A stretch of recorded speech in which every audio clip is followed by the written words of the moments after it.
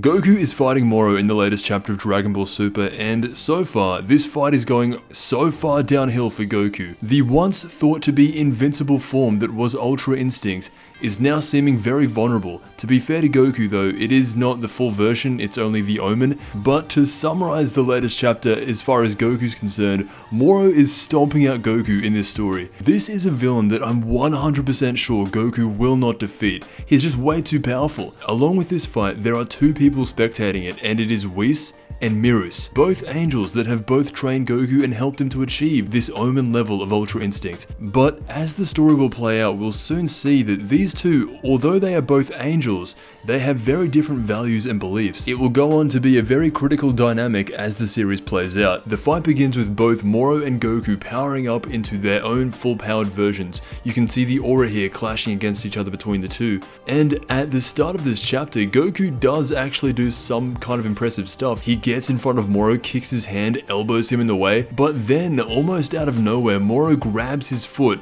In Ultra Instinct, by the way, Goku is meant to foresee this, but Moro grabs him by the foot and starts slamming him around. It puts into perspective how big Moro really is. He's not quite as big as Broly, but is definitely up there. He continues fighting Goku and they eventually clash. Goku says to Moro, "Damn it, what is your body even made of?" And that actually made me think, what is Moro's body made of? He's based off a goat, so you'd think he'd be hairy, but he's not hairy. Moro may look like a goat, but he definitely doesn't have the skin of a goat. If anything, I think his design is more based off the devil. Moving on though, it zooms out into the crystal ball that Whis has on the end of his staff, and he is watching it with Merus. Being that Merus was the one that trained Goku, he actually looks for an angel to be very disappointed that Goku is not winning. While on the other hand, Whis is looking at it from a very neutral standpoint, to the point where it comes across like he wouldn't even care if Goku lost. And as the fight goes on, Moro is gaining more dominance over Goku in his Ultra Instinct form, and when Whis sees this, he looks straight into his staff and says, "It doesn't look like we'll be witnessing any miracles today," with Goku lying on the ground, power drained, and the look on Whis' face compared to Merus' face, you can tell that although they are both angels and should act the same way across the board, Merus has gained somewhat of a connection to Goku while training him in Ultra Instinct. He even says directly on the next panel with hands on his head, "It wasn't meant to go like this." Merus overhears this and says, "Whis, I want to get food now." And Whis just says, "Okay then, as you wish," and they just leave. Merus and Whis just leave Merus watching Goku getting absolutely pounded by Moro. Merus says to Whis, "At this rate, the Earth and so many other planets will be destroyed."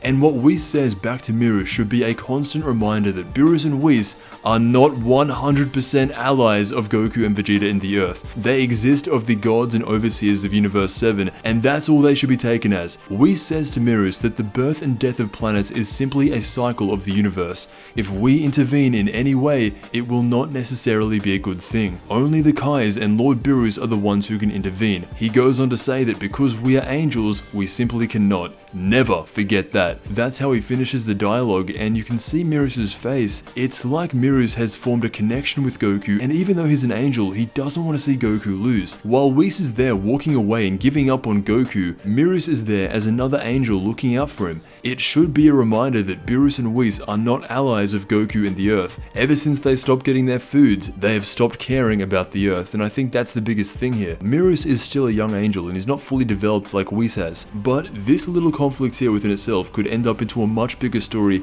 as time goes on. For now though, Goku gets stomped out of Ultra Instinct and the manga chapter ends with Vegeta stepping in, all the way from Yardrat. Anyway, that was more of my take on the first half of this chapter. There's a lot to dissect here, but for right now, Merus is an angel who wants to step in and intervene in the mortal world. But angels are simply not allowed to do that. Will he be the first one to break the rules, and potentially he could be the one to take down Moro? Let me know what you think. I want to thank you so much for watching, and I'll see you in the next Dragon Ball video.